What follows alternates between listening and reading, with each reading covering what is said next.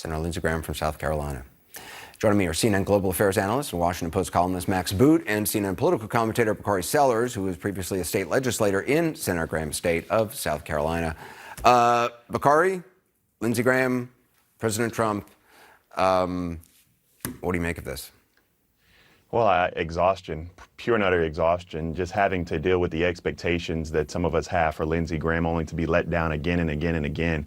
You know, it harkens back to Nina Simone and Billie Holiday when they sang Strange Fruit. They weren't talking about peach trees or apple orchards. They were talking about black bodies that were hanging from trees throughout the South. And Lindsey Graham knows that. My father is a part of what's called the Emmett Till generation. 1955, he was lynched. He was brutally slain. I challenge all your viewers to go and pull up the images of his face.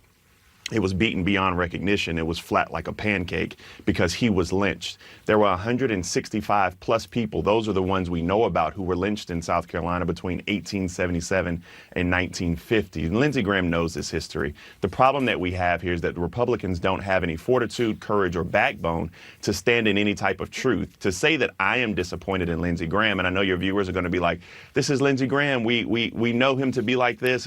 He's always been like this. But some of us have known Lindsey Graham for a very, very long period of time. And this is not the man that we know, unfortunately, or we would hope it's not. And this is just disappointing, to say the least. Not handle another lie. It's time for Trump to go. Right. It's interesting, Barkai, because, I mean, you know, Senator Graham was very upset about the betrayal of the Kurds.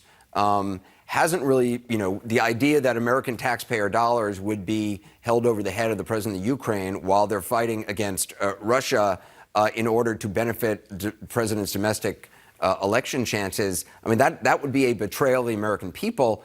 It's interesting that, you know, Graham says he wouldn't rule out the possibility of impeachment if new evidence emerges. I'm not sure. Do you believe him? No, I don't think anybody believes him. The fact is that not only is Donald Trump betraying his oath of office or violating it, for many of us, we've told you who Donald Trump was from the very beginning. There has been no doubt in our mind who Donald Trump was. As someone who traffics in racism and utilizes it as political currency. And what we're starting to see is that he has bent the Republican Party to his will. So people like Lindsey Graham, who once stood as independent vessels with people like John McCain, are that person no more. And it's fascinating to watch because now Lindsey Graham firmly puts politics or politics in the Republican Party over American values.